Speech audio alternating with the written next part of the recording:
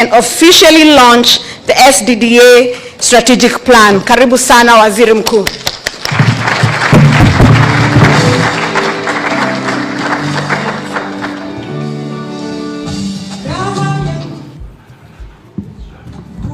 Please be seated. Good music though.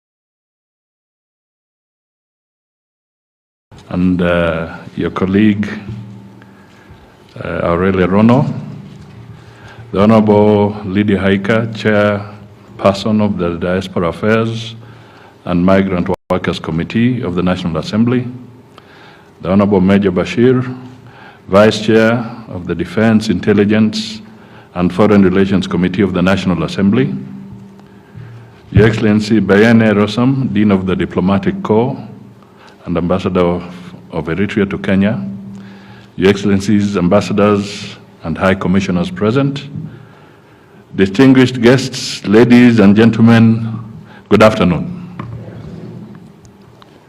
It is my great pleasure to join you today for the launch of the State Department for Diaspora Affairs Strategic Plan 2023 to 2027. This strategic plan is particularly important considering that it is the first for the State Department for Diaspora Affairs, which was established in January 2023. I wish to congratulate you, Madam PS, and your team for the hard work and enduring process that has made this achievement possible. The plan we are launching today is informed by the Constitution of Kenya and various policy and legal frameworks that emphasize planning as the basis for budgeting. It reaffirms the government's commitment towards strengthening partnerships with the diaspora, who are a central part of the Kenyan social fabric. The diaspora have and continue to play a major role in the country's socio-economic transformation. Besides remittances, the diaspora is a key source of skills, expertise, and technology transfer that are necessary ingredients for our economic transformation. Through the diaspora, Kenya is able to attract cutting-edge technologies and rare skills that may not be available locally. As a testament to the importance we place on our fast-growing and vibrant diaspora population, Kenya established the State Department for Diaspora Affairs 21 months ago. This has enabled the government to address the specific and peculiar needs of the Kenyan diaspora in different countries and regions. The strategic plan provides a holistic and robust framework for addressing diaspora-related issues with an emphasis on diaspora welfare as opposed to just remittances. Additionally, we have operationalized a 24-hour call center to ensure that our diaspora have access to prompt assistance regardless of where they are in the world. Taking advantage of the ever-growing digital space, we have also onboarded critical services for the diaspora on the e-Citizen platform, making it easier for the diaspora to access government services seamlessly at any time from anywhere. We have made other key achievements, including the following: development of the Diaspora Policy 2024 to respond better to the needs of the diaspora, evacuation of Kenyans from high conflict areas in various parts of the world, including Sudan, Israel, Palestine, and now Lebanon is on the queue. Strengthened dialogue and partnership with the diaspora, creation of an enabling environment for diaspora investments, and developing a global labor market strategy. Ladies and gentlemen, Kenyans abroad make direct investments locally, providing social support or creating an enabling environment for Kenyan exports. Their contribution is evident in various sectors of the economy, including education, health, housing, agriculture, tourism, and trade. It is worth noting that remittances grew to USD 2.8 billion from January to July 2024. That is just the first 6 months of this year, compared to 2.4 billion during a similar period in 2023. And a closer analysis of the trend over the past 7 months of 2024 points to a projected rise in annual estimates from 4.19 billion in 2023 to 4.8 billion US dollars in 2024, a remarkable 14.6% increase. This exponential growth puts the country on track towards sustaining the remittance target of Kenya shillings 1 trillion annually by the end of the strategic plan period in 2027. The increase in remittances not only enhances investments, but also helps to strengthen Kenya's balance of payments and reduce the Kenya shilling's vulnerability to external pressure. Basically, if for some reason the diaspora turned off the taps, our shilling would take a serious beating against other currencies. The strategic plan places the Kenyan diaspora at the core of government planning and acknowledges their role in enhancing the bottom-up economic transformation agenda and achieving the Kenyan Vision 2030. It also resonates well with various global, regional, and national development frameworks, including the United Nations 2030 Agenda for Sustainable Development, the African Union Agenda 2063, and the East African Community Vision 2050. Ladies and gentlemen, as the PS has stated, the government emphasizes the protection, engagement, empowerment, and prosperity of our diaspora. We are deliberate about protecting their rights and championing their welfare, creating an enabling environment for diaspora investments, skills, and technology transfer, and fostering a mutually beneficial and lasting relationship. One of the emerging issues affecting the diaspora's well-being is the portability of social benefits, including health and social security benefits. Whereas some diaspora Kenyans are ready to return home, they grapple with their social benefits tied to their host countries. If they leave, they lose the benefits. Perhaps it's time for the State Department to take up the leadership role in a conversation about a framework that will allow the diaspora to move back to their countries of origin comfortably. Facilitation of social benefits portability will allow the diaspora to migrate back safely and in an orderly manner in line with Article 22 of the Global Compact for Migration.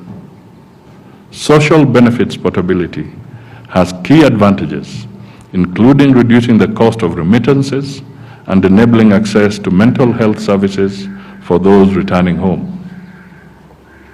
On the cost of remittances, there has been lengthy discussions on the need to decrease costs associated with sending money from members of the diaspora back to their countries of origin. The focus is on the need to limit the cost of remittance to 3% of the value of the money transfer in line with the United Nations Sustainable Development Goal number 10. Discussions include policies and initiatives that will ensure that fees, charges, and hidden costs that remittance service providers impose on are kept at a minimum, thereby maximizing the amount of money that reaches the intended beneficiaries. The remittance costs remain high despite calls for reduction. For the viability of social benefits portability, the transaction costs must be reduced. I therefore encourage all stakeholders to join together in Kenya, regionally and globally, to bring the cost of remittances to the global target. The other issue tied to portability of social benefits is mental health. How, one might ask? This is a domain that has not always received the prominence it deserves, particularly in African societies where mental health remains a stigma and a taboo. We cannot ignore the profound impact that mental health has on the overall well-being and productivity of individuals, including those in the diaspora, more so for those who remain in the host country, not willingly, but because they cannot port their social benefits. Knowing that you can enjoy their social benefits even after returning home will definitely give the diaspora the peace of mind to continue working, confident that should the time come to go back home, they will be able to do so in a humane, safe, and regular manner, and they will be cushioned.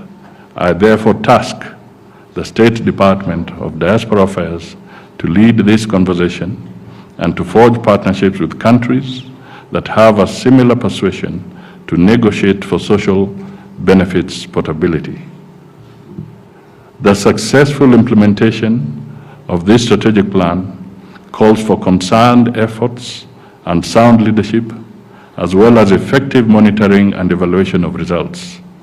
Towards this end, my office commits to do the following: enhance diaspora trust and confidence by championing their welfare and protecting their rights; enhance the diaspora contribution to GDP growth through higher remittances; spearhead initiatives aimed at positioning Kenya as a global leader in skilled labor export; deepen collaboration and strategic partnerships with the diaspora; and also strengthen the policy, legal, and institutional framework underpinning diaspora affairs.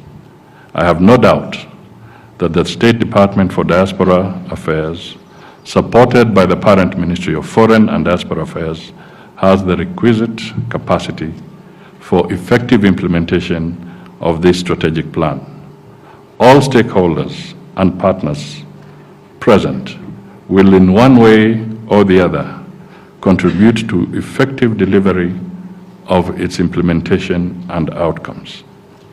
We look forward to building a vibrant community that will support the government's agenda for deepening the contribution of the diaspora to Kenya's socio-economic transformation. Ladies and gentlemen, let me just have an extra 2 or 3 minutes to emphasize one or two things. First, I really want to appreciate our colleagues from various countries and institutions for joining us here. This is very, very significant. In fact, I'm pleasantly surprised that the representation is this broad. Thank you for being here.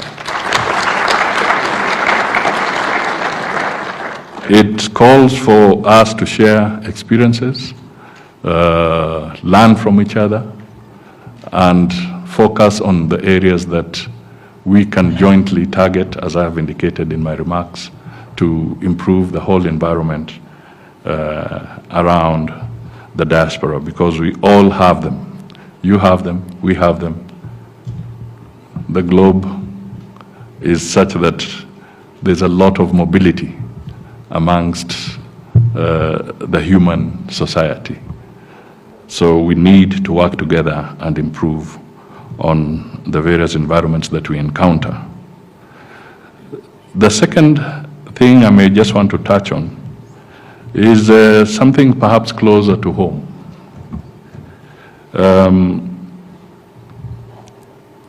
Let me start with the bonds. I had an opportunity earlier, because we are beginning to work on a little more closely on the diaspora bond. I went to MIGA, this is one of the World Bank agencies, the multilateral investment guarantee agency of the World Bank. And we got talking, and they said that a more recent bond that they have is India. India has a very, very broad diaspora. And they floated a diaspora bond, and they were able to get over $5 billion from the diaspora. And in fact, they had to terminate at some point because it was really oversubscribed.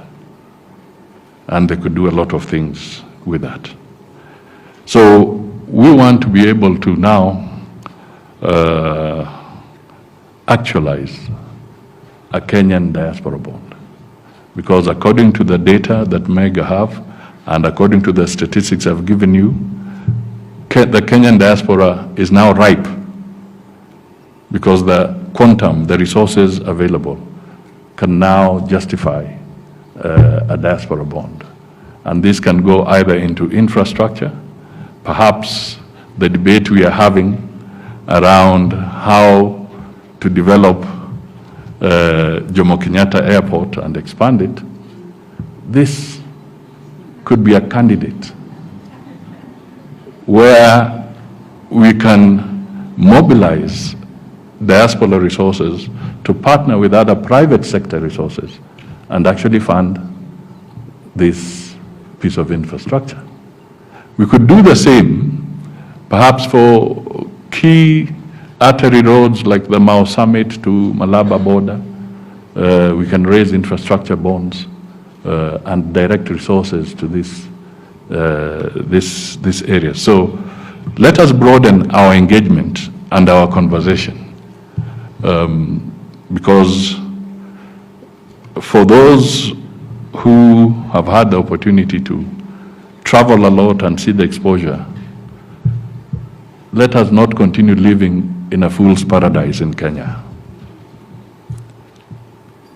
The truth is that if you went to West Africa today, whether you're landing in Ghana or you're landing in Togo, or you went to Addis, or you went to Rwanda, ladies and gentlemen, their airports have overtaken Jomo Kenyatta Airport.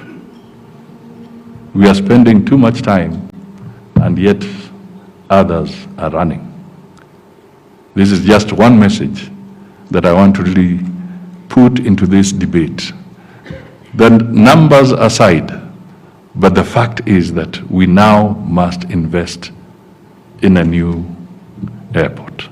So we can deal with the numbers, we can deal with the debate, we can have those arguments, but let's not lose focus that we need to actually upgrade our facilities. The other thing that I may want to quickly share with you is that a few days ago, we left the New York conferences and I took a trip to West Virginia at the invitation of some Kenyans, doctors actually, medical experts. And we went to West Virginia, Morgantown, where they have partnered with the University of West Virginia.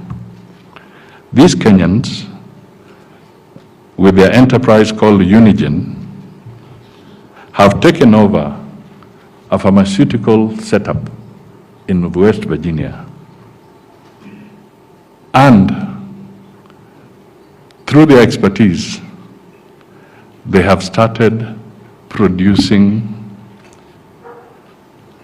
a pharmaceutical product for sickle cell disease, which is soluble so that a baby of 9 months old or 5 years or whatever can now have access to sickle cell disease medication, which is very expensive, and it's a big killer in this part of the world as well for young people. They rarely go beyond 5 years. Now, these Kenyans have actually invested, and then they have used their brain power, and they have produced this medicine.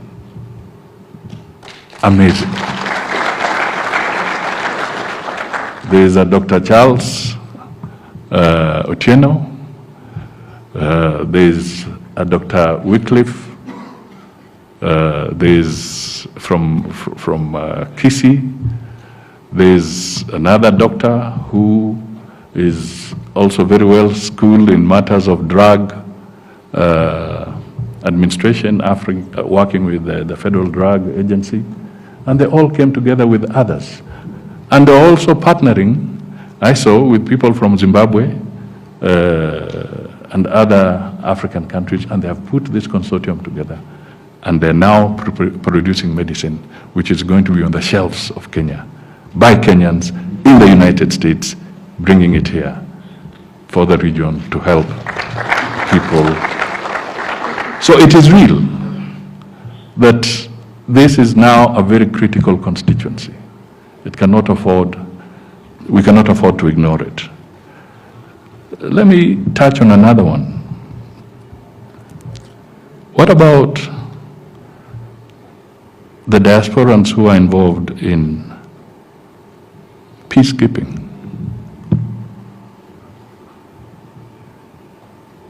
When I went to Namibia,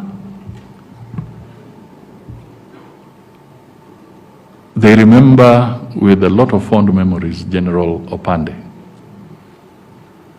because he led the peacekeeping effort there, and he was able to assist them transit from the colonial dilemma of Southern Africa and then through to the election. Now they are independent. And in Namibia, there are a lot of doctors, there are a lot of Kenyans who are helping set up medical schools, medical departments in their universities.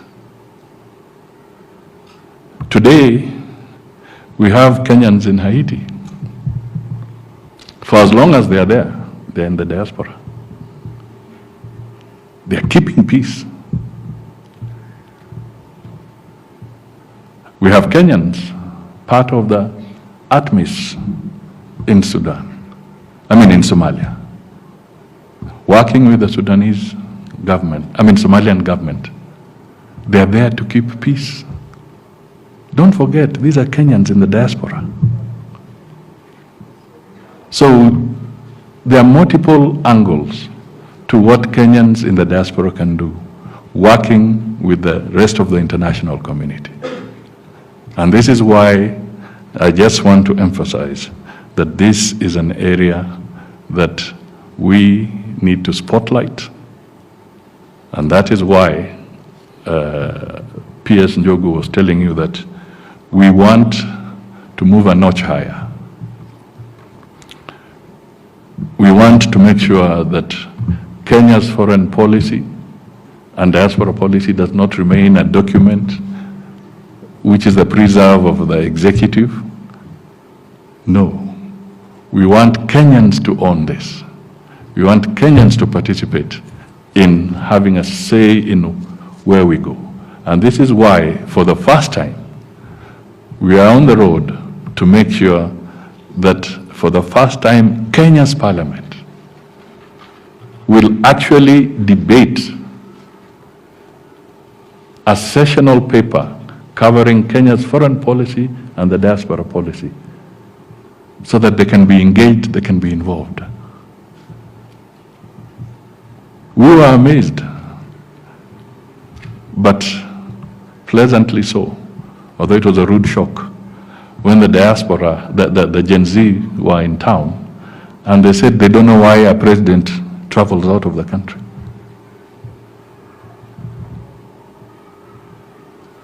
That is a very serious statement as to where we have been with our foreign policy, with our engagements. Because the young people want to know, what do you do? Do you just board a plane and disappear? What is it? What is there for the Kenyans in all these foreign and diplomatic engagements? We must answer that question. And to answer that question, it is time the Parliament engaged fully with our foreign policy. What is it all about? What is it all about? Does it get us to incur more debt, or does it help us settle debt?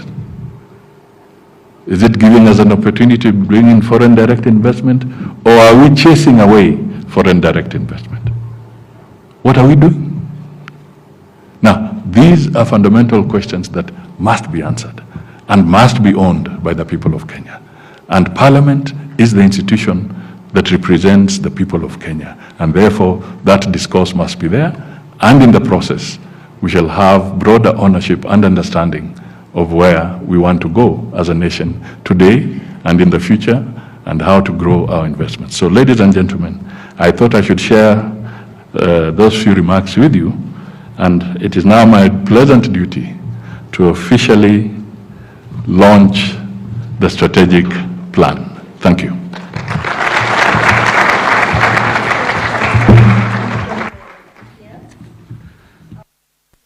Excellency, we are going to have a countdown to the launch